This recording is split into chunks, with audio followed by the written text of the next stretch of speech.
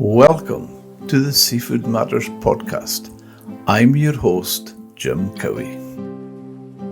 In each episode, I speak with industry leaders, fishery scientists, fishermen, and seafood chefs. We'll highlight the importance of seafood in our daily lives, economy, and environment. Whether you catch your own seafood, love cooking it, or want to learn more about where your fish comes from, you'll find it all here on the Seafood Matters podcast. If you enjoy this episode, hit subscribe, share it with a friend, or leave a 5-star review. And you can get in touch with me by visiting seafoodmatterspodcast.com.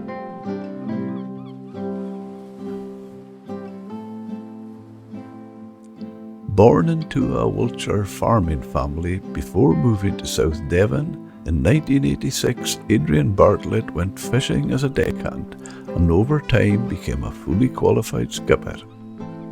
With almost 30 years in the fishing industry, Adrian is now head of marine operations at Ecomotus, who manufacture the EcoPro, a compact and low-maintenance device that integrates with engines to reduce fuel emissions.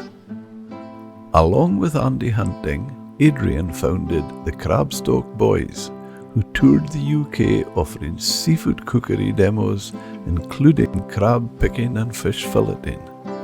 And they went on to open the successful pop-up restaurant, Crabstock and 2 Smoking Lobsters. In this episode, Adrian discusses how EcoPro can be used on fishing boats to make cleaner air quality for the crew, higher thermal efficiency, increased torque, cleaner oil, reducing annual maintenance costs, CO2 and improving fuel economy.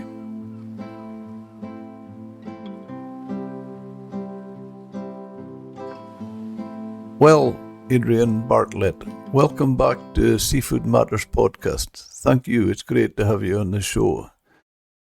No, thank you, Jim. Thanks for inviting me back again. To take our chat on, Adrian, you're a real ambassador to the fishing industry and seafood in general for the UK. I believe you're now also involved in a company which seems to be doing some pretty impressive things, Ecomotus. Tell me about that and how you got involved with it. Yeah, no, thanks, Jim. Before I start, congratulations on your podcast. We always look forward to everybody that you're bringing on, and hopefully it'll continue in good stead. Thank you. Well, it's about 3 years ago. It was the year of lockdown. I was just doing my stuff in the seafood industry. And in the end, I had a call from a friend of mine, which was a mutual friend of Jason Monroe, the owner and the inventor of the hydrogen system. And Dave said to me, he said, "Look, do you want to meet up?" And I said, "Well, yes." I said, "I'll have a meet." Anyway, I went and met Jason, and then Jason started talking about hydrogen and the technology. And to be fair, it is way above my pay grade, way above my head of the technology and how he was talking about the system. The reason why I got involved through our mutual friend was my contacts within the fishing industry. That was the key point of the meeting. And after a few hours and quite a few coffees later, there's a lot of information for me to take in here. And there was a lot of information. Just before lockdown, I had a job exporting shellfish and meat and stuff like that. I kind of thought about it over 2-3 weeks, and I just couldn't shake it. I couldn't get it out of my system. I couldn't get it out of my mind what we spoke about for those few hours at the beginning of January. And I had to call back, and I phoned back and I said, "Look, you've got me. We have another meeting." So which we had another meeting, and I thought, right, I think 3 years on, or starting my 4th year with them, don't understand Jason's mind at all in the way he thinks about hydrogen and how he knows we can control it. It's like having that 7th ingredients for the KFC or the ingredient in Coke. He keeps that closely guarded. And I said to Jason, I said, right, with anything new to go on vessels has probably got to go through the MCA just to try to get their lead on new technology for vessels. I knew, obviously, we had the work code practices, 12s, 15, 24s and above. So I knew there'd be some kind of criteria. So I was gearing up to leave my role and come to work for Ecomotus. So in March, I set myself up as a little consultancy business, and all of a sudden we were locked down. We were just shut down like the rest of the country. And then I had 3 weeks of trying to figure out what to do and how to move forward. But those 3 weeks gave me an opportunity to look into the element of hydrogen, or however you want to look at it. So our relationship started developing back then, and it was also the same year, Jim, that me and Sarah started up the Curious Crab. So I had quite a busy, after lockdown, I had quite a busy period. The first contact was to make a call to the MCA, and they guided me that we had to kind of get what they say is a marine type approved from an ICES company. And there's 12 members, i.e. something like Lloyd's or DMV. And that's the International Association of Classification, which, as we develop this conversation, that comes into play. So I started putting out a few emails to these associations, which is 12, and I wasn't getting much positive feedback from any of them to take us on, really. But in the meantime, I was still developing the MCA role, trying to get them introduced to this system. Because at the end of the day, you can have all the class, society, and type approves, but if you haven't got the flag state on side, you can't go anywhere at all. You've got to have flag state on your side. So then one email come back from an ICES classification society marine company called RENA, and they're based in Italy. They're the third oldest in, apart from Lloyd's and BV, and they're the Restario Italio Navial kind of thing. We started working with them, and then it started getting a little bit serious. So in October of that year, I started sitting in the offices of Ecomotus to concentrate on the paperwork and the way forward with getting our full type approval, which took us about 14 to 16 months. And also in the meantime, still working with the MCA. And then about 18 months ago, we sit here quite proudly that we have full type marine approval for our system, which covers us worldwide. And for a small company based in the southwest is a phenomenal task. And it was brilliant to get that. But then we had to then work with the MCA to allow us to put these systems on vessels. But in the meantime, I managed to phone up 5 owners for testing the system on the vessels, a couple up in the northeast of England and a few more down in the south coast. In our longest system on any vessel is a Soken called the Emma Jane, and it's been on there 3 years this month. I think we put it on in January, February, March, maybe just after lockdown. I think we went in on March and put it on. So, and that's still working very, very successfully. And in the meantime, the MCA had to look how we can give an exemption for this system, Jim. And then they, with my contact, I won't mention any names, but with our contact within the MCA, one of the surveyors down on the south coast, we managed to get through to do an exemption, which is still working really, really well today. You know, we've got an excellent working relationship with the MCA, and how the process is to get it installed on the boat, and how to get it's gone past an exemption now. It's an acceptance. So for a technology dealing in hydrogen, it's quite a feat, really, because hydrogen fuel cells are not being approved at all yet. But I'll go into the differences between us, the hydrogen, well, we call it the EcoPro, Jim, and then it's controlled by our intelligent electronics called the EcoEye, and I'll go into that a little bit more. So basically, we produce hydrogen out of deionised water. 1 litre of water produces 1,220 litres of hydrogen, and that's quite a lot of hydrogen. Our system, hydrogen is stored in the water reservoir.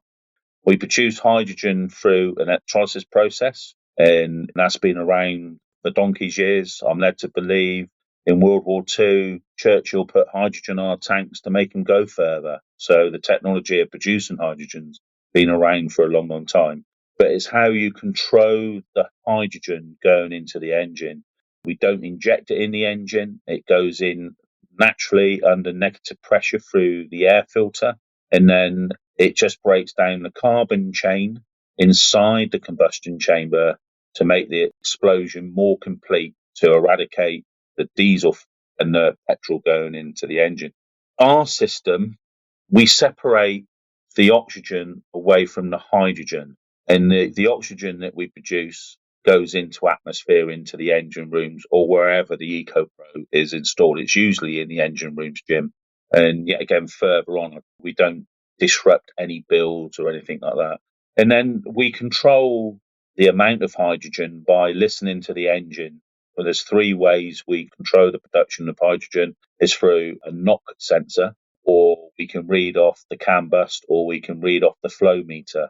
The more accurate information we get, we can make our system more accurate. And it's all to do with the finite amount of hydrogen going into the engine. You don't have to gulp it in. It's, if you can look at us as a catalytic, it's a catalytic type of fuel, Jim, that makes our system totally different to anybody else's. And this is why our system is now being looked at quite seriously, because we are approved by RENA.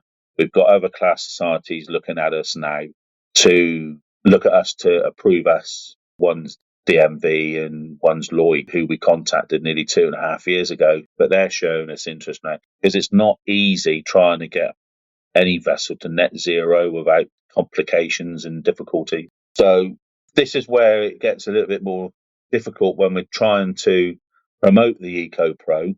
Lucky enough, last year we managed to get our system through fast funding for English registered vessels, and that's happening again in February. We believe fast is opening up again now, and hopefully, if it stays the same, an under 12 metre boat can get 80% funding for our product or for the EcoPro.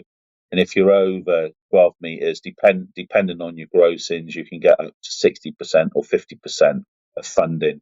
So hopefully there is money there. When it comes to your neck of the woods, Scotland, there's a lot of interest up there, but there's don't seem to be funding for this sort of technology. I know Marine Fund Scotland now has just announced 14 million, but it's for processors, it's for more shoreside sort of stuff. There's stuff for salmon farms and stuff for shoreside stuff. Last year there was a little bit going to the boats, but not too much, and we couldn't get any of the owners up there through it. We tried hard to get our system recognised up there, but that's work in progress, Jim. And it's the same as Wales. They can't get funding for our system, where in England, and the main money pot comes from the same pot. It depends how they want to distribute it for. You know, we work closely with DEFRA and the DTI and all those aspects of people. So hopefully this year we can get more and more on. Why would you want to put an EcoPro on? Well, first things first, it's an emission system. We reduce emissions 90% plus more than what is coming out of the exhaust now. So we do reduce the emissions down. It's a byproduct of reducing emissions. For looking at the emissions in the combustion chamber is obviously fuel savings, because you're burning 99.9% of all the fuel instead of some of these engines at 65, 70%. Because the stuff that's coming out your exhaust is just unspent fuel. That's all it is. So we're saying we're controlling that. What's coming out the exhaust is less emissions, and then all that extra torque or efficiency in that engine is going out your prop. So you can make the boat more efficient that way. It's difficult when you talk to skipper owners about fuel savings. We always say that we can give 5% quite comfortably, but we have vessels up on 13 or 14%. It depends how it's driven. You can either go further on that litre of fuel, or you can save on that litre of fuel. That's like when we install, we spend a long time with the skippers. And then when we are on a vessel, we set up a WhatsApp group and we learn the cycle of those vessels. And overall, 8 to 10% is quite achievable, Jim, on fuel savings. That 8% reduction in the fuel they would burn. Yes. Well, that's considerable. Yes, it is very considerable. So you can't promise the earth on fuel savings, but you can certainly make some reductions in fuel costings for these vessels. And they want to push that hold speed harder. They might go another 4 miles further, may get to the grounds quicker and get to the port quicker. The fish is more prime, or they can ease back on the throttle, ease the load back, get there at reasonable time. If you're going down a motorway in a car and you're cruising at 60, 65, and the revs are just moving forward lovely, your mileage, your MPG's kind of fine. But as soon as you put your throttle down, no matter what you've got on there, you're burning more for obvious reasons because the engine wants to gulp that fuel in to make it go further and faster. But if you can control where you are with your throttle on these vessels, and I've taken a boat from Grimsby to Liverpool, a fast CTV that we're in the CTV world, and we come round on really economical and still kept hold speed and the vessel service speed. That bit is the hard bit to understand. But once you got it, you got it. You went all on our vehicles, and once you understand hydrogen in, I got an old Saab 95 estate, heavy as hell, but I'm cruising around on the motorway at 62, 63 miles to the gallon. It's 69, 70 mile an hour. Can't go much faster because average speed cameras all over the place now, so you're going to get walloped anyway, ain't you? So you might as well use the technology on there, ain't you? Adrian, already your conversation has taken to mind. It's disappointing that Marine Scotland are not more proactive on this because it's reducing emissions what all governments are trying to do these days. But immediate what comes to my mind, obviously, I'm up in the north here, Crabstock based. I've been up there today. Now, the kind of boats I've been at over the last few days are bigger trawlers. Now, just say if we take it down to a trip-by-trip basis, a short trip, they would be maybe 30 to 33, 35,000 litres. A longer trip, and if they were further, maybe as west as far as Rockall up by the Faroes, and it's a slightly longer trip. I've seen them regular to be in the 60, 70,000 litres. And I remember one Shetland boat who had been in southeast Iceland, he was over 100,000 litres. But any of them, what a saving that is at that consumption. Yeah, it's just not Marine Fund Scotland. I don't really get into politics of our industry because there's plenty of people fighting that battle. But ever since I've joined Ecomotus, and every time we go into the workshop and every time we see emails, there's a company in the southwest with 5 employers. Only one's paid out of that, I'll let you know. And we got a brilliant team down there. Obviously, we got Jason and Kirsten, the owners, husband and wife. And then we got Sam. And Sam come to us from South Devon College a few years ago, believe it or not, as an apprentice for a mechanic. And then we weren't really doing many cars, so he fell into the electronic side of the system. So we've got an electronic engineer called James. Both James and Sam work on our electronics. I'll get to the EcoEye in a minute. So if Jason wants to read something from the boat in the engine, we can to better fuel. But as I develop and still developing in Ecomotus, like we all are, there's a little company in the southwest with 5 people in it that can install a system on a boat with all the correct regulations from the MCA and type approval. We're just starting our solar accreditation going off. No issues, no problem.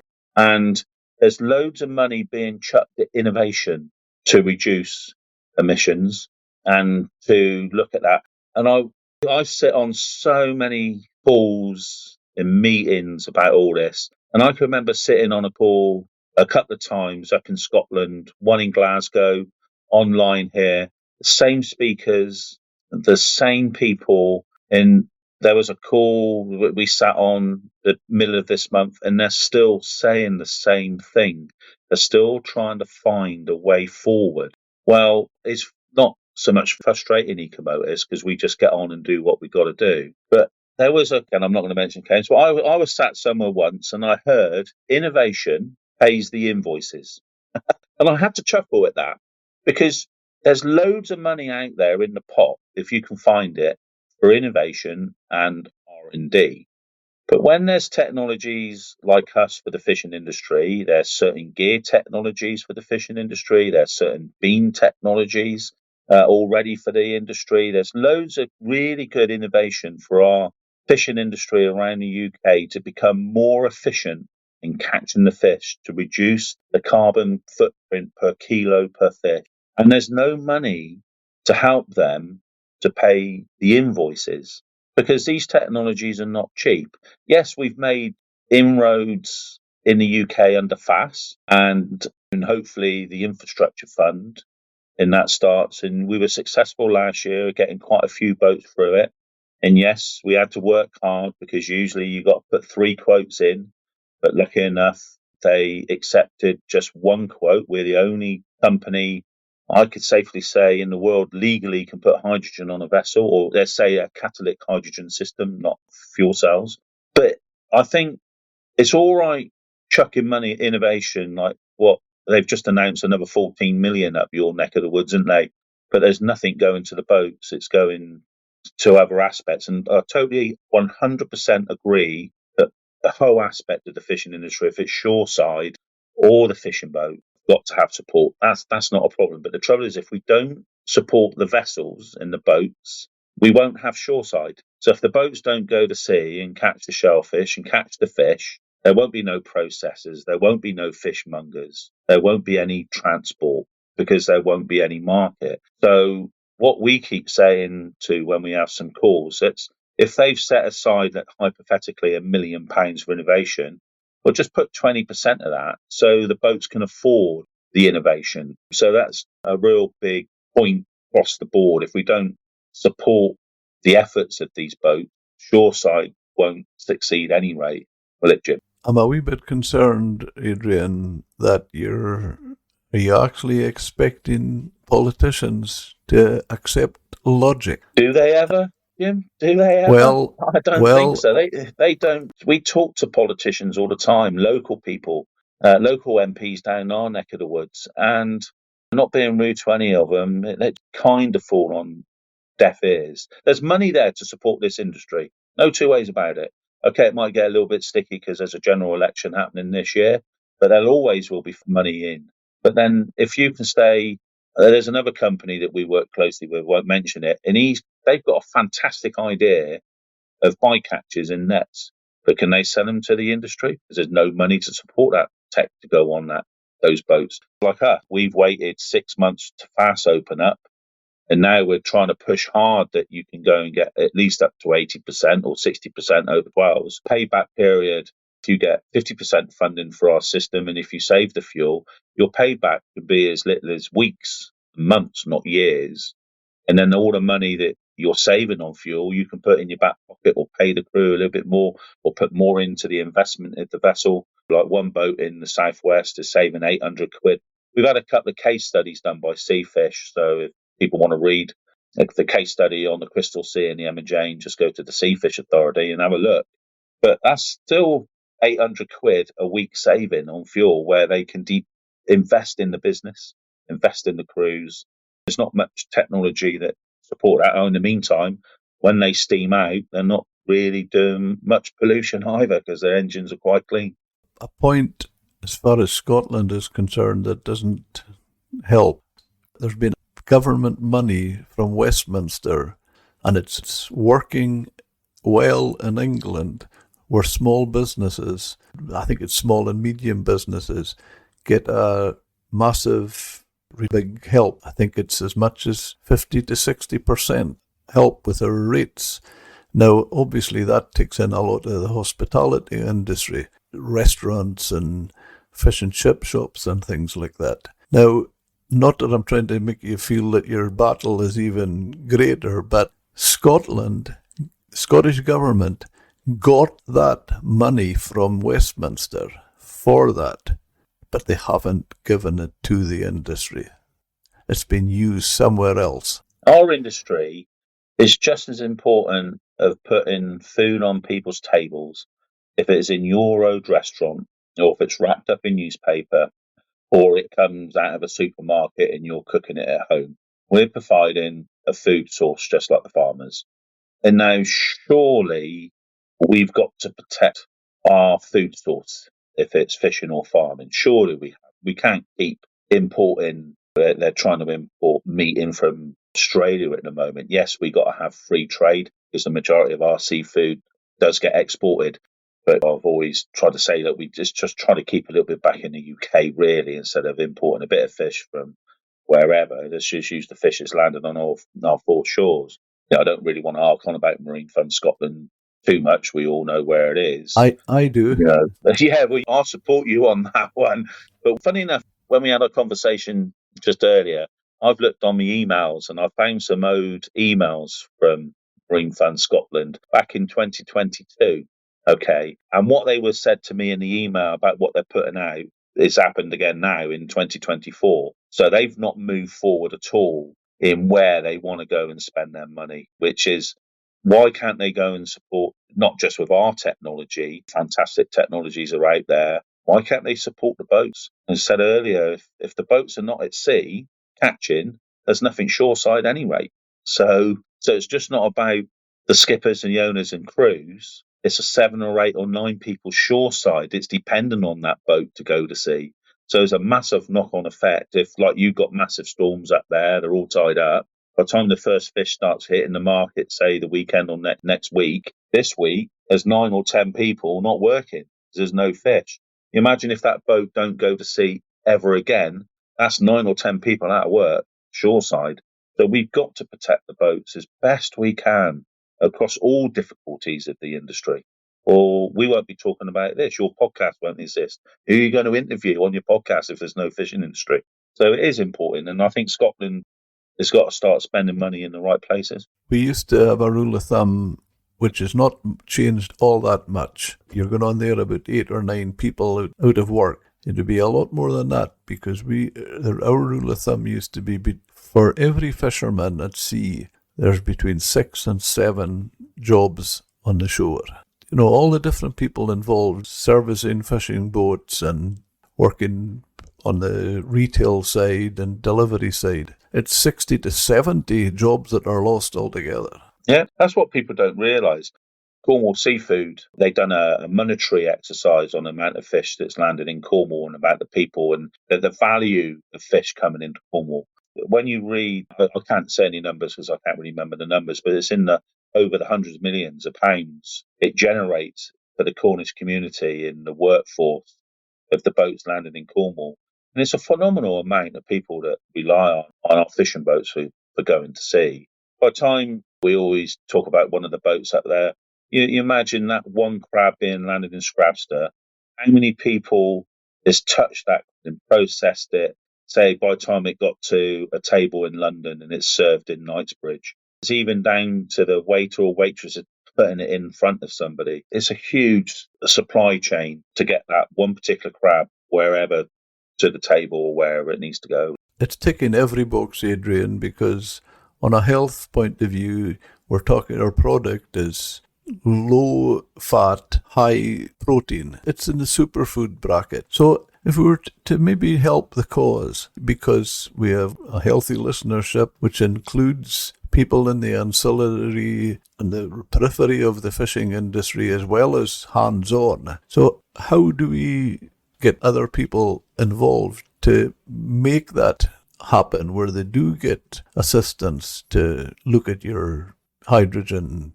Yeah, while we're on there, bringing up the health benefits, before I'll go into a little bit more about why the EcoPro is to reduce it, is we were always at sea. I was on wooden fishing boats for donkey's years, as you know. And the diesel's just coming out of my pools now.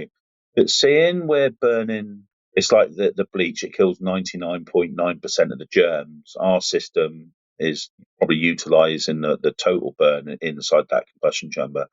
But it's very difficult to claim 100% of anything. It's so difficult. So we would never go down that route. But when we go and visit these boats, seeing we've got the auxiliary engines plugged in as well as the main engine, so it's just not the main engine. So we're looking after both auxiliary engines as well. There's no more diesel fumes inside the engine room or in the living quarters or the galleys. It's smoke free. So I'm trying to find some sort of funding from somewhere in the UK to do air quality monitoring on these vessels, because the living area is a lot better. It's just not the UK that we're talking to. We're talking to seeing Rena put out a press release in November, December, and they work with 122 different flags throughout the world. And we're getting inquiries from all 4 corners of the world, not just for fishing, but for shipping as well, which we're working forward with their individual flag state to just get an exemption to start putting on vessels. We're talking a lot of vessels out there that we can support now. So that I'll just clear that, with the oxygen going to atmosphere and we're burning everything, there's a lot of clean. It's a massive cleaner environment. We had one inquiry from seaweed farmers, and they got wet exhaust. And what they're doing is every time that engine's doing its cycle, it's putting soot in the water right on their mussel farms, oyster farms. It's the environment is getting polluted, dirty emissions, and it's going into their product. So we can clean that up. So quickly talk of process. If we get a phone call from somebody that's shown some interest, we send out an inquiry form, and there's a few questions on that inquiry form for what we need to calculate the cost of the system. Each system is bespoke to that individual vessel. It can't be swapped out to other vessels. So it's built purposely for that particular vessel. Then we go and have a survey with the vessel and the owners or the engineers, and we decide the location of the EcoPro within the engine room. With the MCA, we can't put it in any emergency walkways or any walkways in and around the engine room. So that's the only criteria. We've gone through the safety aspect. There's no harm to machinery or anything. People say, well, what if it stops working? Well, the engine just goes back to OEM, Jim. It still just goes back to OEM. But we know what's happening with that boat in real time, but hit the electronic bit a little bit short, a little bit later on. But then once it's agreed, if it's going through fast funding, Kirsten will email out the quote as written. Then they either can submit it themselves, or we do use somebody in Cornwall that writes fast funding for us, Nathan, and then he will submit it, and then there should be a confirmation letter back, and then it goes on, and then we can install it. But we don't turn it on until if it's a different type of vessel, we notify RENA. We work with the German office, and they say, yes, not a problem. So then it gets installed. We've got a massive installation program that we've got to work towards. RENA will sign it off. Then the boat owner will issue what they call a 1261 form to the MCA, and there's a small cost over that.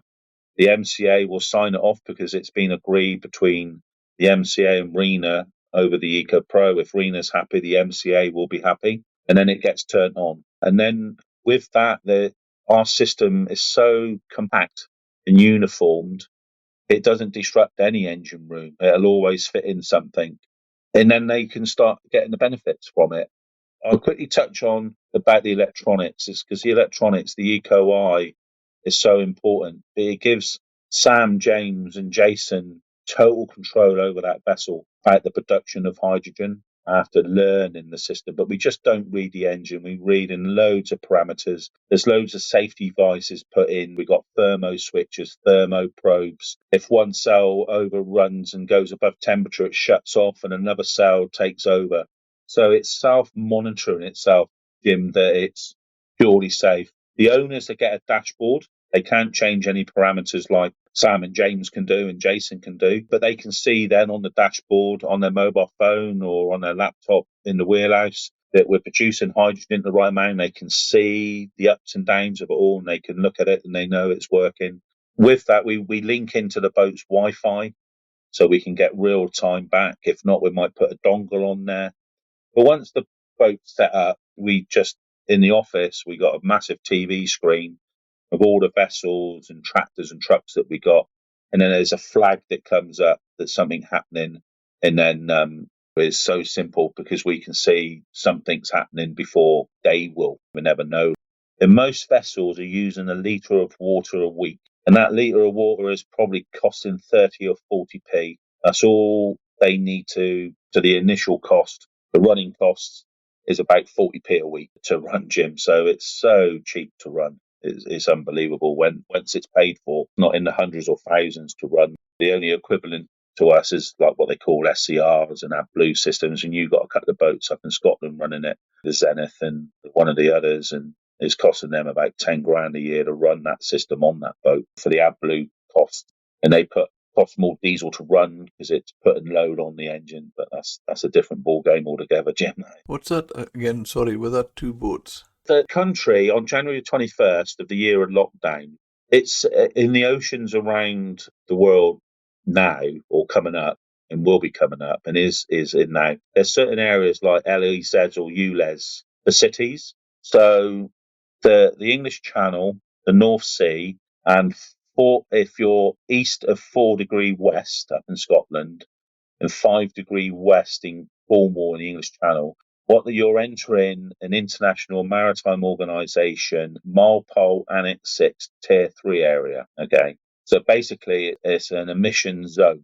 And the difficulties that the UK have at the moment is if keel was laid after January 21st of year of lockdown, they've got to be Tier 3 compliant if they're working in those areas. And this is the next step for Ecomotus to get Tier 3 compliant for our system. So there's an alternative to what they call an SCR, Jim, which is a selective catalytic system. It's like a car with AdBlue. It's like a catalytic converter, but it needs AdBlue to work. But with that system, the architects have got to lengthen the boats up to get the system in. If you carry 10,000 or 20,000 litres of diesel, you've got to have a 10% tank of AdBlue. So a 2,000 gallon tank you've got to put somewhere. Plus the hose system you've got to put somewhere. And an SCR is not allowed to put any more than 1% load on your engine, but you've got to have about another 30 or 40 horsepower to run the system. So the costs are silly. And that's doing exactly what we're doing, is stopping all that's like as a cat is stopping the emissions getting out Yeah, but to the but final exhaust pipe. this is not your system you're talking No, about. no, we're totally different to that. But we're not Tier 3 signed off yet, which is a big problem because there's no facilities within the UK to do the. It all comes under the. I'm not going to get into too much, but it's the whole world is run by the NOx technical code, NOx, and you've got to adhere to that code. And there's certain criteria of testing, and we're trying to work with 3 universities at the moment to see if we can get investment in for the technology for us to go testing. We've crunched the numbers. We actually go on an emission test boats, and our system is bringing boats into Tier 3 requirements, but it's not signed off yet, and it could take us a year or 18 months to get signed off. So we've kind of asked the MCA, they're giving out exemptions not to have our blue systems on. If you swap out an engine, you can go like for like. If you don't go like for like, you've got to be Tier 3 regulated, Tier 3 compliant. And in the moment, 2 boats are built in Macduff, beautiful boats, but they've had to have this system on. And we can go on with that system to reduce the reduction of our blue, but we can go on there as Tier 3, so that's the next stage for us. But we're hearing that the past, west of 5 and west of 4, your neck of the woods, we've heard now the Irish Sea and all that lot's coming into Tier 3 in the next couple of years. The Mediterranean is the next one to come on the east coast of America, and Canada is in Tier 4. So it's like a ULEZ, but with the MCA, obviously they're public servants, so they can't give, there's not much guidance they can give. They've just got to go with what's been told to them from the International Maritime Organization, MARPOL, but they can't keep giving that. So we're asking the MCA, well, give an exemption out for our system for 18 months for us to get through the criteria, and let's keep these boats working and not tied up because there's nowhere for them to go. It's incredible how tightly you're reined and what you have to go through. Yeah, but then I don't think that's the problem. If you step on a boat, you want to make sure that you come home, don't you? It's all to do with safety, safety, safety, and that's why we worked really, really hard. We had to go through 14 months of rigorous safety testings, and the big one with fire, you mentioned hydrogen and fire, and there's always an explosive level. The explosive level for hydrogen is 4%, and we're 0.003%. We're never made it's impossible for us to even get that far to make it explosive. Once you compress a gas like hydrogen into a fuel cell and then it goes into a liquid, then it becomes explosive. With us, it's ambient. The engine stops production stops. There's no storage overnight or over the week because it's in the water. It's very difficult to get water to catch fire. So the electronics go to sleep, and then when the skipper starts the engine up, we got a lag of 30 seconds to a minute, and then we start producing hydrogen. And they'd know that on the dashboard or on our electronics, the EcoEye. We got a blue light meaning production hydrogen. The yellow light means we're connected to their Wi-Fi, and green light's on. There's no moving part. They've just got to make sure they top the levels up with water, and we got alarms in there and all that lot. So our next level for us is to get through tier 3, but it's more of a complicated process. And yet again, we just got to make sure that the boats go to sea and they're safe and they come back. So I think the testing is not really the problem. It's the legislation around all that could be the sticking point for technologies to get through, really. And it's a lack of understanding, Jim, really, of the authorities around technologies like us. When you were saying about the people you were talking to and getting approval and things, you mentioned, I don't know if I picked you up right, but you mentioned ICES. Is that the ICES, the International Council No, Exploration of the Sea? I'm probably pronouncing it wrong. I asked Kat. It's the International Association of Classification. So it's not the ICs that we know. It's very, very similar. I might have pronounced it but basically they're the governing body over all the classification societies. It's like if we were as a travel company, you'd be under ATOL when you make sure that you're delivering the holiday correctly. Then there's only 12 members in there, and we managed to work with one, which is RENA. So yeah, so we had to follow the strict, and it was a very interesting 14 months. And then when we actually flew to Oslo last year. Now I would have thought in RENA at one big international maritime cinema or Eco Expo, they awarded us our full approval. Which is again for a 5-person team, and it's phenomenal what Ecomotus have achieved for a little company against the monsters that's dragging all this money in for innovation, and they can't get there. We just asking, well, give us a bit. Let's just roll them out on the boats. As simple as that, really. As almost like an incentive or just an understanding. I hope I don't put you in a position here, but You always do, Jim. That's why you're so good. No, that's not where I'm coming from. I'm wondering if I'm actually looking if we can get a few people to help you and start shooting for you, telling the authorities, look, we want this, come on. Just say you were talking to a boat. I know it that can be from under 10 meters to over 40 meters, so there's no rule of thumb. But a boat, for the like of this in Crabstock here, a boat burning, as I said to you, burning maybe 40, 50,000 litres a trip, maybe 2,000 in that region below or just above horsepower engine. Would it be fair to ask you what the sort of investment they would be making with you and what this return or the benefit for them would be? Well, the investment, obviously, I can't really chuck out pounds, shilling, and pence, but the investment, seeing it's all done on the fuel burn of 8 to 10%, it doesn't really make much difference if you're burning 10 litres an hour or 1,000 litres an hour. The system is priced accordingly. So the payback period, depending on your days at sea, some of the bigger boats pay back quite quicker because they're doing more days at sea. Let's say somebody that's doing a little bit of day hauling, there's a little bit of chop, they don't go to sea. So when we chuck out quote, we will give them a 3-year 10% saving on fuel and what they make in their back pocket after 3 years. We got some boats, some of the bigger boats and the burners. Yet again, we're just not operating within the UK. We are operating in other countries at the moment. And there's sometimes, and we are on boats that size. In the end, over 3 years, they could save over £100,000 in fuel. So it's all equivalent to what they're burning in it days of sea.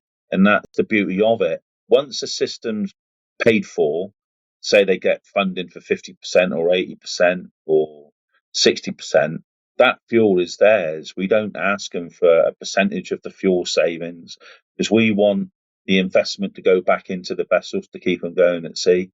There's other technologies that want more and more and more. We just want that one-off installment. We monitor it. The only thing that we're doing after the 3 years of warranty and maintenance, no costs, is there's a small daily charge to keep the monitoring going and to keep us going aboard. But it's, and after the 3 years, the system's designed to do 6 or 7 years without any kind of consumable changes or anything like that. So it's really robust. So that boat in Scrubs, I know the one you're talking about, we've discussed it before. Their initial investment, if they can get funding, they can probably get it paid back in 6 or 7 months, and they got 2.5 years of taking the profits in before we do that daily charge for the system. So it's all equivalent to what they're burning, Jim. Yeah. And you'd be surprised how little it is against other technologies that's doing that. But I don't really want to talk about pounds, shilling and pence without knowing the true figure of that No, boat line. no, I totally accept that and understand it. And I was really meaning just ballpark figures. From memory, the boat we discussed before, we were talking in the 30,000 bracket of an investment. Now, if they were to get help with a chunk of that, and they could be up in almost 100,000 in fuel consumption savings, what an incentive. Oh yeah. Well, the cheapest boat ever is going to be about 3.5 to 4,000. Okay, we're quoting some boat not in the UK with big fuel burns up in the couple of £100,000. So the range is quite broad.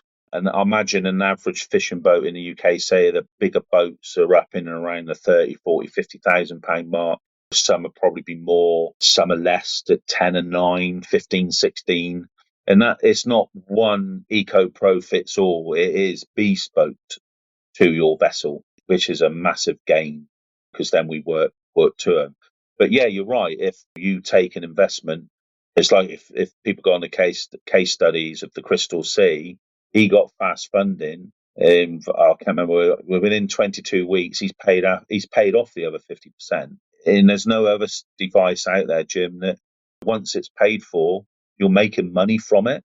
And the more careful you are by steaming, do you need to go 10 knots when you can go at 9.5 knots, come back and put more in?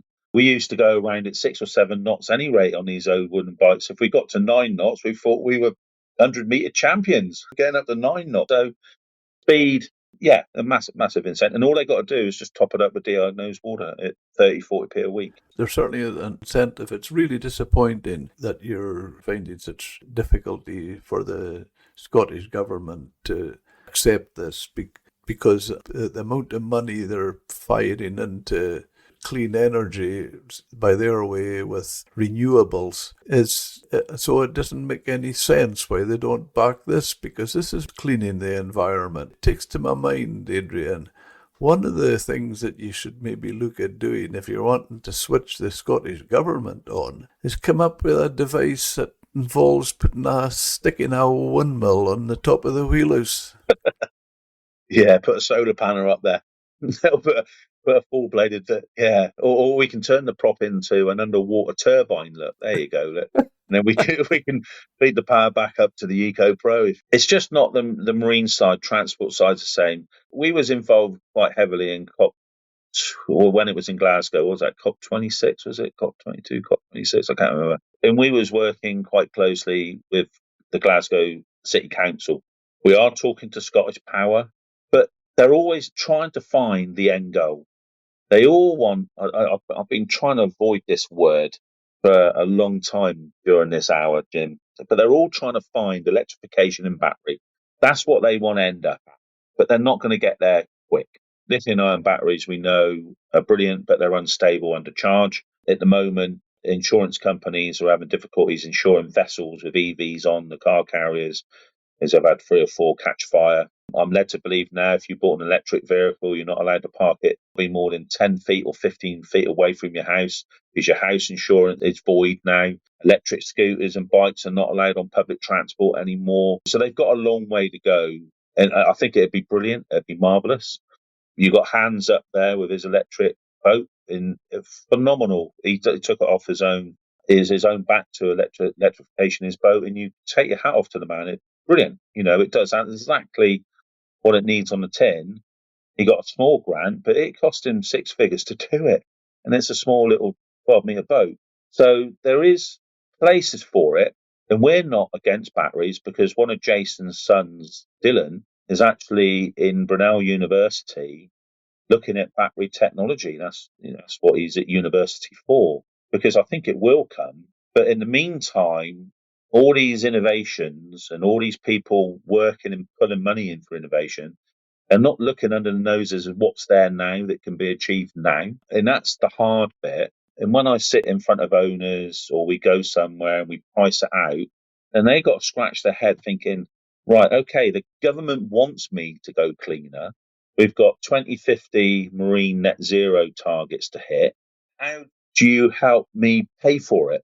That's the thing. It's coming back down to that innovation and invoices, but who pays the invoice when we go and install it on a vessel? That's the difficult bit. And we keep sitting on these meetings, we keep plugging away, and all we're trying to do is better the environment. The bottom line is the environment, isn't it? It's the water, it's living aboard, better quality of air, there's better stuff coming out of the exhaust, and that's the bottom line. That's all it's all about. But it's so difficult, especially when you talk about hydrogen. Hydrogen and nitrogen created the Big Bang, so it's the most abundant element in the universe, hydrogen. You can't get any more abundant than that. And then we've just harnessed it. Jason's clever, intelligent of working with hydrogen. And don't forget, when I sat down with Jason back in 2021, he's already nearly put 14 years into the technology, developing it and understanding it. It's not the EcoPro is not a quick process. It is very good, hard 15, 16 years worth of working in a shed and then progressing it and progressing it. I just come aboard to take it into the marine application, but he's operating with buses and transport and tractors and stuff like that, which is a different section of Ecomotus. And that's the problem is, how do we get innovation to the market where it's sensibly priced for the end users to buy it? That's where we got to go. And that's what Marine Fund Scotland's got to do. FAS is doing it, which we're lucky. But you still got to have that uptake, though. You still got to have the uptake to do it. I can understand the frustration because you've got a product that the environment will be the benefactor, the customer will be the benefactor, you obviously for producing it and coming up with it. But it would be awful if it was held back through sheer negativity and short-sightedness. Yeah, and it's hard work. It is hard work. And we sit in the office and we carry on with the calls, and we're starting a bit more press at the moment, various outlets, including yourself, which is a massive thank you again, Jim. It's to say that the technology's there, we're there, we can get percentage of the fleet under funding. Yes, we need to work with a bit more with Wales. They're in difficulties of trying to think of a way forward. We've always been working off and on in Scotland. I know Jason's had a few calls with Scottish Power over this system, but it just seems to be, Jason's always said we're not sexy enough. But one quote from one skipper is, we do exactly what it says on the tin. And it is. It just sits in there, sits comfortably, and you just top it up with water and you just let the EcoPro and the EcoEye do the work. And then it's just about talking to the skippers. Some of the dual skipper boats, we can tell which skipper's on because one's using the throttle heavier than the other. Like, it's that accurate with the EcoEye or electronic package. And James, he was in the office yesterday. He remotely works from a little small holding he's got in Devon. And he comes into the office once a week and he works closely with Sam on the next development. Jason's got an idea, and everything's road tested and tent tested before it goes on the vessel. Even when we make up a system for a vessel, it goes into our little test area and it stays on there. What it needs to run for that vessel for 2-3 weeks before it even gets to the vessel. Then the hose system just gets bolted on, and we're on that vessel no more than 5 or 6 hours, and then it's up and running. You just turn the key, switch it on, and let the hydrogen do the magic, really. So we're just a company that's managed to control the production of hydrogen, the math of how Jason works it out. I don't even want to know. I don't want to even know how the math works when he does his calculations. But then we plug the calculations in, and it is what it does on the tin. That simple. I'm just thinking another user would be fish farms. We did have, back down in Southampton, there's a workboat show called Seaworks. We don't have a stall or stand there. We just go there and wander around for a few days, make a nuisance of ourselves, go and meet the stand holders. And we did get somebody from one of the farms up there approach us, and they've heard about our system. And this was last year in September. And they've heard of us and they heard what we can achieve. And how they were looking at it was, I think their end user would, this is the other aspect as well, that which we're developing, or Kirsten's developing, is the carbon footprint of price per kilo of fish. And their customer would pay more for their salmon if they could reduce the efforts and the carbon footprint over the whole farm. So yet again, there's a different benefit. So we are still in talks with them, but it's not like we're selling them just a different type of salmon feed or a different type of netting or something they're familiar with. And these people that we talk to, they're not familiar about hydrogen. It's an unfamiliar territory. Like I've been with Jason now, sat down with him 3 years ago, but only a few weeks back. And I've immersed myself in it. And, I love going to work. I love talking about it. It seems to be my next progression within the industry, as well as the other bits. And it's hard to understand it. So when we go and meet customers, we actually take a little miniature EcoPro and we plug it into where their kettle goes, and we spark it up and we show the production of hydrogen. And then they start getting it a little bit more. You've got to show people the concept of it, if you see what I mean. So, but I think people's talking about hydrogen a lot more within combustion engines than they have done in recent years, for sure. Well, I know, Adrian, from just that very description there, if you were, just say you were trying to sell it to me, if you just did that with a kettle with me, I would get it far quicker than if you give me 20 pages and said, read them and you'll understand. Yeah, most definitely. So we do show how it works. It's not from a kettle, Jim. We plug into the mains, let's say. So we're basically saying we can plug in anywhere and we can produce hydrogen through our system like that. So Yeah, but just seeing it simply like that would work far, far better for me than giving me reams of paper to read on it. yeah, and there is absolutely reams. So so the whole world's got to wake up. They've got to look at technology that's running now to reduce emissions in marine and transport. We're having the same trouble with the Energy Saving Trust in the UK. It's a massive ballpark and massive problems trying to get through to get a truck or. Do you know, with the ULEZ in London, okay, this is another little bit of a problem. It's not happening in the marine industry, but Transport for London is a private company, so they make their money out of charging vehicles to go in Oh, to yeah. London, right? The ambulance service, it costs them £145 million to operate the ambulances inside the congestion and ULEZ zones. How can that ever be? How can that ever be? So the private companies, surely to get on top of emissions, is you've got to put these companies out of business. So even if your car, and you put an electric motor in your car and you wanted to go in London, it's not recognised, even if it's battery and electric. You've got to go through a 3,000-mile road test, and this is what we're finding with our system. So surely for us to get greener, is we've got to put ULEZ, the people that's looking after it, out of business, and then we're achieving our goal, surely. But it's another minefield of work to do, and companies don't bother doing it because it's too expensive. The only bit of encouragement I would like to try to give you from what you've explained so far, Adrian, is don't let the negativity hold you back, because it's a really exciting program you've got and the product, and I think you'll find you'll get there in the end. Yeah, no, we will. Well, thanks for that, Jim. It's we're fishermen, so we don't believe in negativity anyway, do we? We just get on with it. If a fisherman can't knock down a door, nobody can. Yeah, and if you can't knock the door down, well, you just wear them down. Most definitely, Jim. No, it's exciting, and we'll just keep moving forward. And you never know, we might break the market this year under FAS, and hopefully we'll be at the Skipper Expo and we'll make some waves up there. And funny enough, we got one of the Fishing into the Future FREP talks at the end of February, and there's quite a few Scottish owners coming down. So, and I was talking to a couple when we were in Southampton under Fishing into the Future. So I'm going to be talking to them again, and they are trying to get funding up there and knock on the doors. So I'll poke them with a stick at the end of February and get them back up there all charged up, ready to go. Yeah, we've actually done a podcast now with Cara. That's a really exciting program as well, and the like of that smart troll. And Yeah.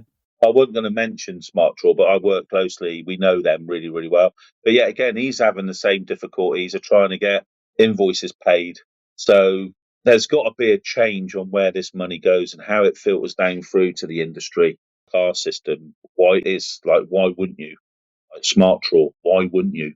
But to get the fishing industry to buy the EcoPro and the Smart Trawl, the money's got to come from somewhere. Why keep chucking money at innovation and R&D when it's light years away? Why don't they just look at the present now?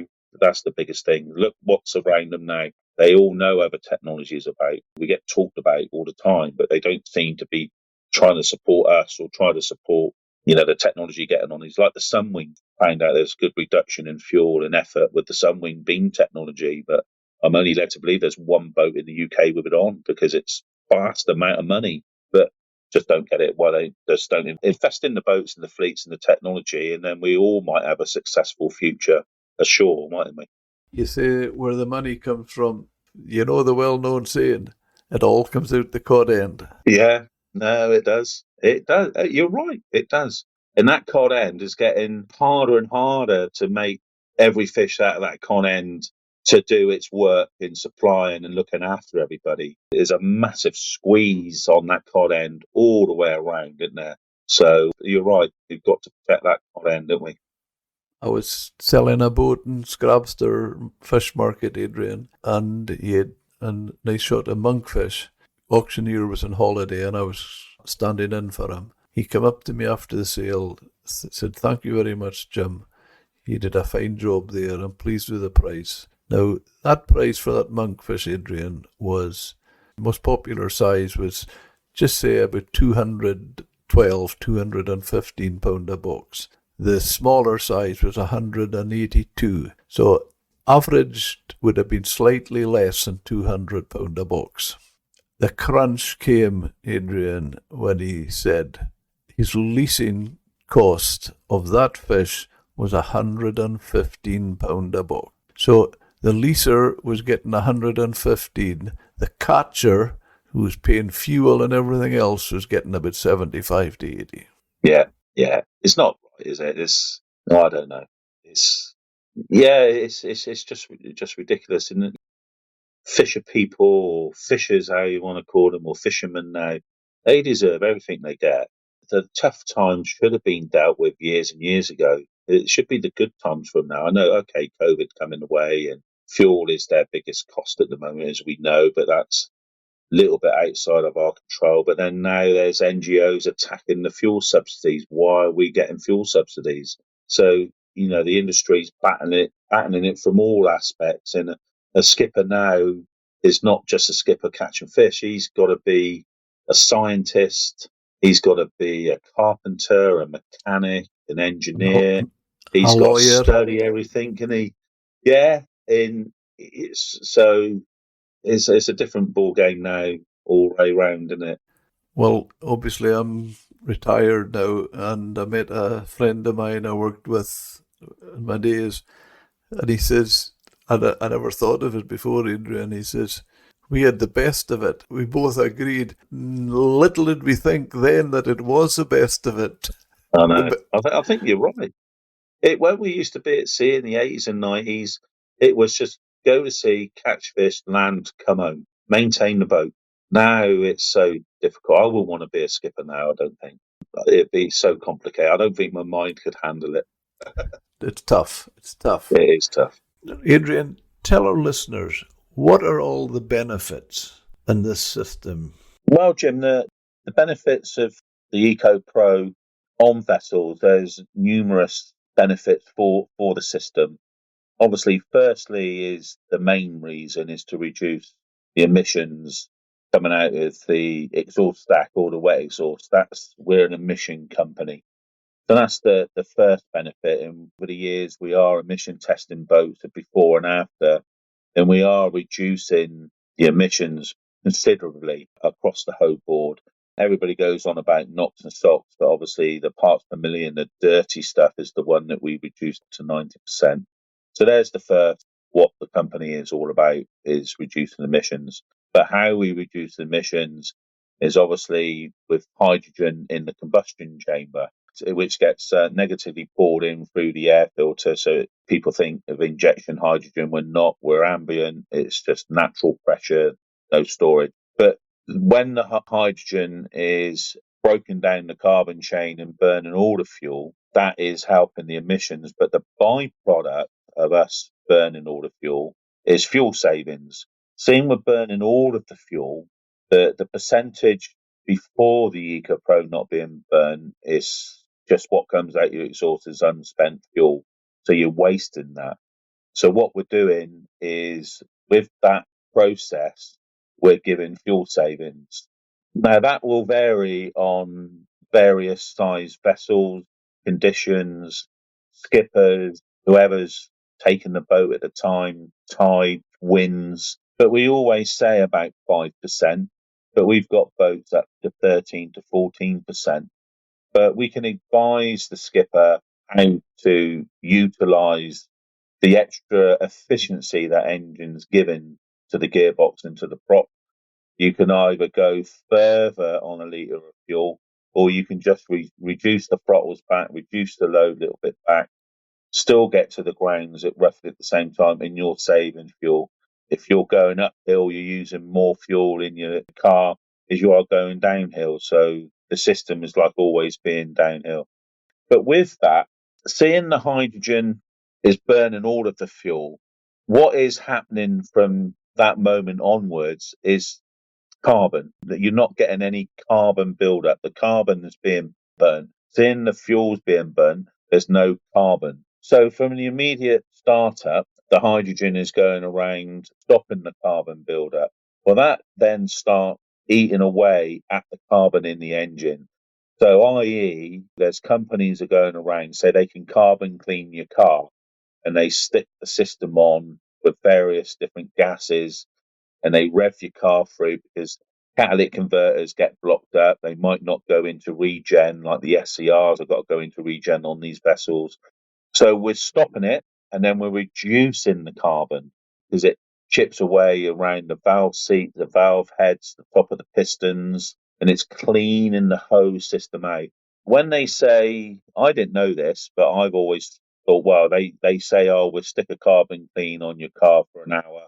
If you've done 100,000 miles in that car, an hour ain't going to clean that carbon away. It's hard as nails, Jim, as you know. So for us, the older the engine, I know they're highly maintained engine, the carbon takes longer to clear. If it's a new engine, like the Crystal Sea, it's stopping building it up, and he looks inside his engine and it's just as clean.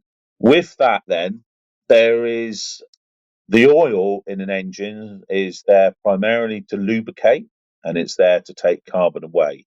And carbon in the oil, if it's not changed regular, as we know, ends up becoming a grinding paste. So that's why everybody changes their oil in their car when the service light comes on, recommended. And then same as in marine engines, they change the oil through the various engine manufacturers' recommendation. But what we've noticed with a few of the boats is, yet again, you can read the case study of the Emma Jane. That engine has avoided top end overhauls. I won't mention the company name of the engine because they don't like us. But so over a period of 3 years, they've maintenance cost is reduced because we ask the boat operators or the skippers or the owners if they take oil samples and start regularly oil sampling, they can see that the consistency with the oil is still good. And it takes a brave person to go away from 500 or 600 hour oil changes and up it a little bit. But they have done on the Emma Jane. They've moved away from 500 up to 750 hours now because the oil is saying we don't need changing. And the oil comes out a little bit cleaner as well because it comes out black because of the carbon. But as the engines are starting to clean, it starts getting a little bit clearer, and the properties of the oil is still good. And how we know this is we get independent engineers to boroscope the engines and start doing their check. So that's a big benefit as well. So when they're looking, what we want to try to do is do the carbon footprint of each individual. It's just not the fuel that's saved. It could be less oil changes per year, which is a massive saving because oil is a fossil fuel. It's got to come somewhere. It's got to be delivered. It's got to be packaged. It's got to be drummed. There's got to be facilities to get rid of old engine oil. So the less movement of oil around, the less filters. It's also a reduction of the effort of that boat is doing. So that's kind of the main four, really, is one, emissions. We've all got to try to reduce our footprint. The byproduct of that is fuel savings. And then the maintenance side of it all. And previously, we've been chatting around, and then the air quality inside the vessel, Jim. So that's the main four, really, that is prominent to stick an EcoPro on. Oh, and by the way, if you get funded in the UK, in England, your payback period time is really, really good. And if you are saving a good 10% on fuel, that's sticking it in your pocket. But then the money saved can go for welfare crew, maybe, or upgrades to the vessel, or it could be shared out equally or reinvested in the vessel. So there's quite a few benefits, Jim. That sounds a real major benefit because any fisherman wants to listen to cutting fuel costs. But what you're talking there is, it sounds to me like a major help and benefit in maintenance cost. Yeah, and every time an engine gets pulled apart that we've been on, we always get reports back. Sometimes the engineers can't believe how clean the engines are. Yet again, it's not Ecomotus. It's the hydrogen is doing its work, and all we're doing is putting the correct amount of hydrogen in that engine for what it needs. And that fluctuates all the way through the engine rev range or load or idling. It's not one constant. And that's the unique bit about us. And that comes into EcoEye electronics that we've spoken about before in this podcast. It's so sophisticated. It's unbelievable what Sam and James has developed over the last 18 months, 2 years. They work tirelessly every day. James works remotely from home. As I say, he comes in once a week, and then they work so closely together to give the EcoPro, the actual hydrogen system, the correct information to operate correctly at the right moment in time. And if it's not, we can remotely dial in and we can change the settings at any parameter anywhere through. So the whole package is intelligent to deliver the finite correct amount of hydrogen into that engine, and that's the unique bit. And it is yet again it's fully patented worldwide as well. This system, so we are in a unique position with our type approval, our acceptance with the MCA, and our patented technology for hydrogen for vessels. And you'd be struggling to find any other hydrogen that can go on vessels like we are based in the UK. I did feel as well, Adrian, over the podcast. It must be a major coup for you to be approved by the MCA. Well, the MCA, it was a long road with the MCA because if you strip, we either love them or we hate them, but at the end of the day, they're the flag state, and all they're trying to achieve, Jim, is everything on that boat has got to bring everybody back. It's just purely safety. Yeah, they might be a bit over the top on certain things, but then if a surveyor comes on your boat and he hasn't done his job wrong and something happened to that boat, his neck's on the line. So we had to go through rigorous processes. But what helped us was whilst we're doing the two side by side, we had obviously going through the RENA process as well. So we were RENA first, and then the MCA was 4 or 5 weeks behind us as we were bringing them up into the next stage. And then when we had our final sign off, it was on the Emma Jane. The Emma Jane, Kevin Favors' and Nigel's boat, is so precious to us because it was our test boat. And we thank Kevin and Nigel every time we see them for allowing us to put the system on and test it. They put their faith into us straight away. And that was the boat that signed us off. We had Rena crawling all over it, the MCA crawling all over it, and they couldn't see any safety issues or safety faults. And then that started the process for us to get our approval system. So we kind of done it in real time and not in whitewalled test facilities, if you see what I mean. So we've always tried to keep everything that we're doing in real time. It live on vessels is the best test bed you can ever have is on vessels, isn't it, when you're trying to do stuff? Sounds to me the Imogen situation is the perfect example of fortunes follow the brave. Yeah. When I started to pick the people I approached really carefully over this, and the boats that we approached all took that little bit of leap of faith. And as I say, it's coming up to my mind. I don't know what day of the week it is, let alone month or year. I know we've tipped over to 2024, but we have been on the Emma Jane is longest standing, and they have been very, very good to us. And if they ever sell it, I'll buy it and stick it in my garden. Don't want to see that boat go anywhere else. It's so special. Especially, definitely special to Ecomotus. And yeah, again, we thank Kevin and Nigel. We never done any upheaval. We always used to let us know when we're down on the boat, and if we got surveyors coming on the boat, we always worked around them. If you see what I mean. But yeah, it was very special.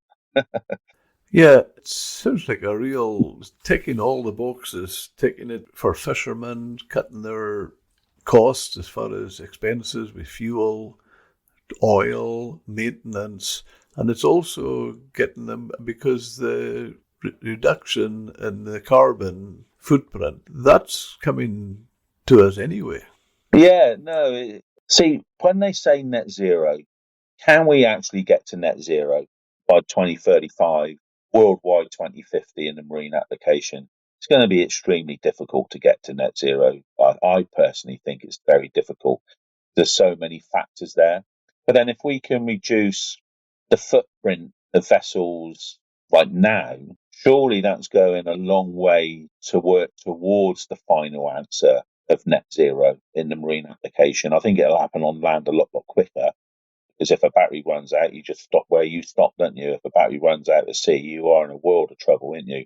Plus, as well, the weight of batteries on vessels, the whole vessel design's got to be completely and utterly changed because you're talking 200 to 300 tons of battery just on a 16, 17 metre boat. So it's not there yet. The net zero, I think, is a very tall order within the marine industry because we sit on shipping stuff and everybody's struggling. But I think everybody's got to try to do their best to reduce the efforts of the environment in some way, shape, or form. And if you can put a system on a vessel that is paying you to do that after the initial cost, like the EcoPro, it does make it a no nonsense kind of sensible way. But people still say, well, if it's too good to be true, why didn't it be done before? Well, we was hanging our coats over backs of chairs until the wire coat hanger come along. There's always going to be that next step forward, which somebody's worked on for a long time and just run for it. It's down to the brave. So it does sound simple when you put it down, but it's not. It's very math scientific how we get that amount of hydrogen in that engine in real time. That's the key bit. But the thing is as well, Adrian, with that sort of things, generally, it's over a period. Somebody just sleep and dream it overnight, and that's it. It's a long process. Yeah, no, for Jason, as I said, it was like 10, 11 years before I come aboard. So it's 14 years for Jason to figure out. He knew what he had to do to get to where he wants to get to. And this is like that seventh ingredient, which I'll never talk about. But he discovered the 17th ingredient, saying KFC recipe. And what he has over the last 10, 11 years and still developing is that nobody else has done. So he's a very unassuming lad. He's not sticking his head up the parapet and says, right, I want to be on the front of Time magazine because I know how to deal with hydrogen. All he wants to do is just let the system do the work. Yeah, again, it's hydrogen that's doing the work. He's just found a way of delivering that hydrogen, which is the unique way for Ecomotus and EcoPro, right? I don't think there's any call to take anything away from him. He's obviously got a very clever way of working and thinking things through. And Oh, yeah, definitely. another thing that it comes to mind, I like listening and following famous sayings from people. And what you've been talking about here with Ecomotus and the different hydrogen, it reminds me of a famous saying by Henry Ford Okay. when he invented the Model T Ford, first motor car. And his saying was, if I asked the people what they wanted, they would have said faster horses. Yeah, yeah, no, that's true, isn't it? Yeah, no, he was a pioneer in that, isn't he? For sure. Like when I'd done my first podcast with you, yeah, again, privileged to be asked to come back again. There must be people clawing at your door to sit in this situation with you. You could have cut me open and it would have said brain crab or crab. Now the crab's slowly disappearing and hydrogen's slowly becoming in me bones, if you see what I mean. So I think if I'm cut open now, I think it'd be very confusing, crab and hydrogen, crab. I don't know, but the hydrogen, I'll never lose the love of the brain crab. But I think hydrogen, after 3 years working with Jason and Kirsten and Sam and James, is I can't see myself doing anything else now. It's 58 this year, and I think I've just got to drive this on and get it out there to better the environment and try to support the fishing and marine industry. And so it's my pledge towards them. Like, You're forgetting who you're speaking to, Adrian. I know a little about the industry and I know a little about the way the human body works. And although you reckon that it used to be crab, now it's hydrogen, I would separate them because you still need to eat. oh, most definitely. But wouldn't it be great that the boats catching our crab is going and doing it with an EcoPro and then not damaging the environment as much as they were doing without one?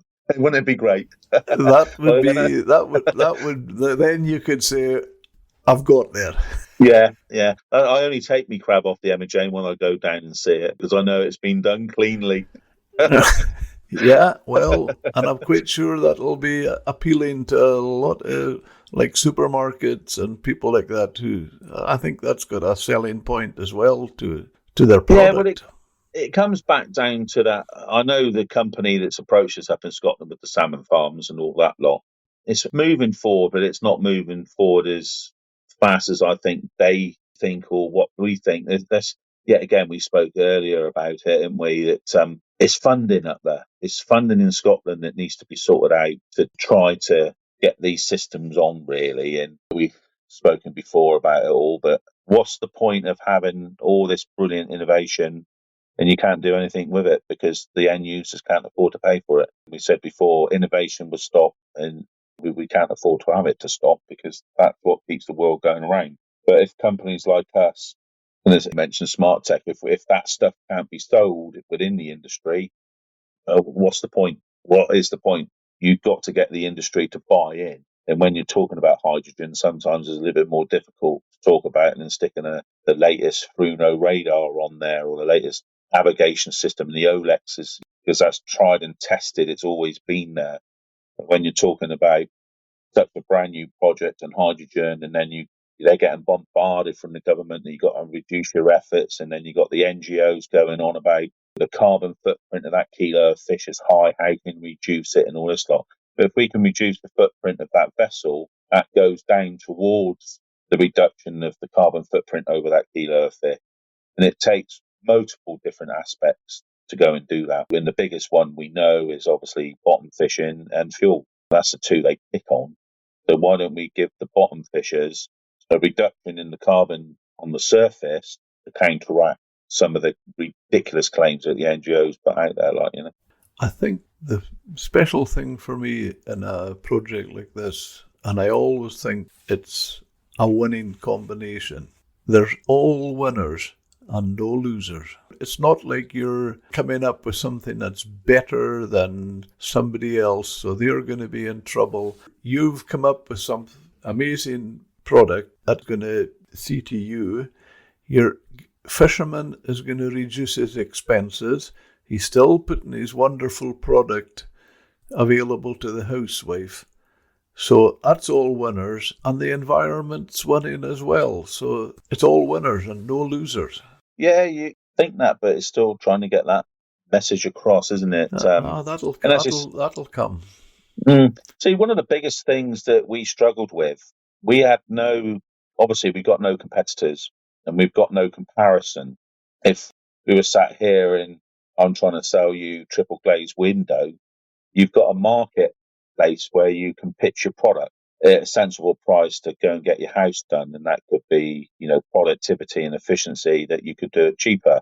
But when you're going to a market like the fishing industry with a product like that, they can't phone anybody, another engineering company, or they can't phone another skipper, another boat owner and say, right, we've been approached by this company.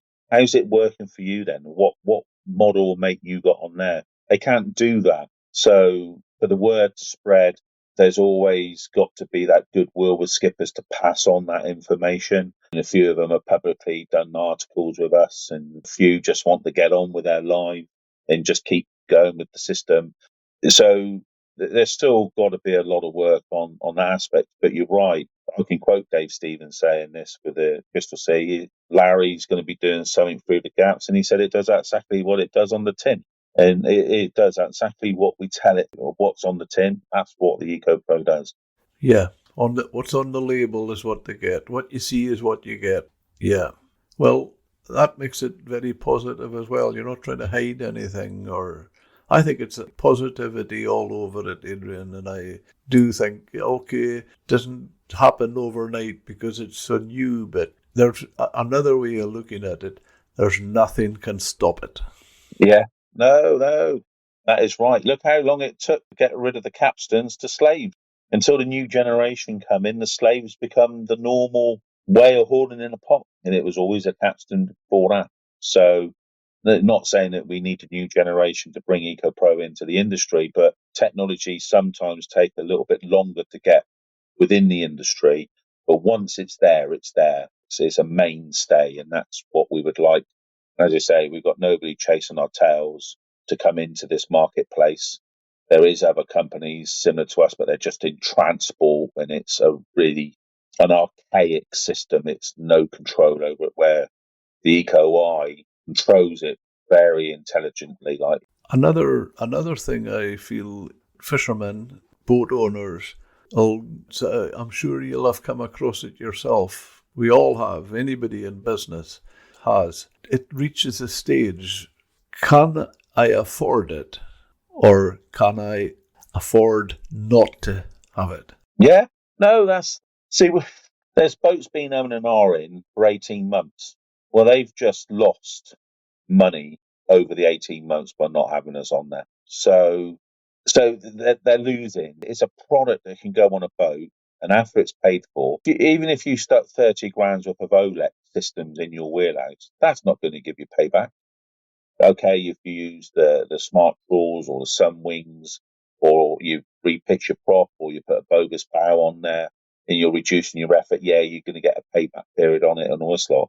But there's a product out there that you can stick in your engine room. It costs you 40p a week to run, and it could just save you 800 to 1,000, 1,200 quid a week for 40p. And that's the bottom line. Yes, there's that initial cost, but funded or not funded, over the period of 3 years, you will be quids in with the system quicker if you use it correctly, or not quick. So you will get to a point of the payback done.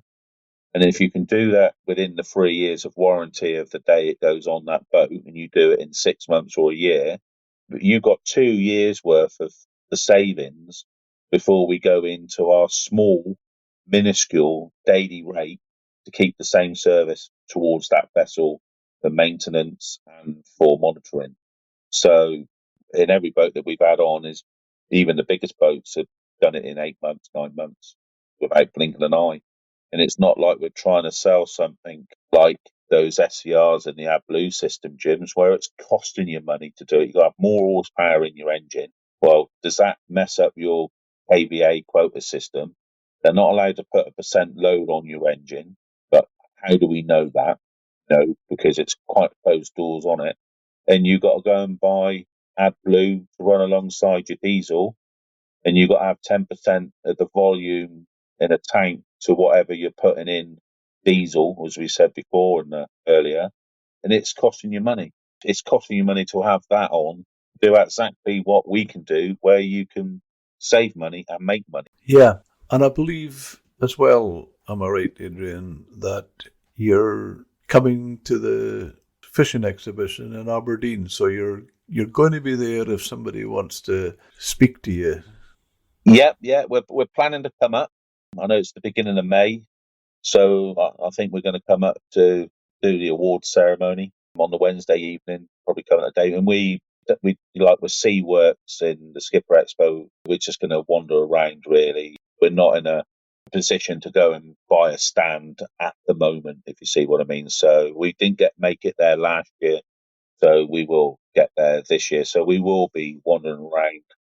If anybody wants to come and talk to us, we'll have some leaflets and flyers, or we can sit down on the laptops and we can talk about the vessels. And even before that, they can contact us at any time through our email, through our website, and we can always start discussing. There's no obligations to pick up the phone. We're not going to pressure sell. We just discuss about the system and about the vessel and progress it that way. And if we're up that neck of the woods, we're going to there. If there's some serious inquiries, I know you're struggling with funding up there, but it doesn't mean that we couldn't hang on up there and move up to. Could always go further north if need be and meet people in and around the Whitworth, so Crabstock area. Well, there'll be so many in Aberdeen for the exhibition.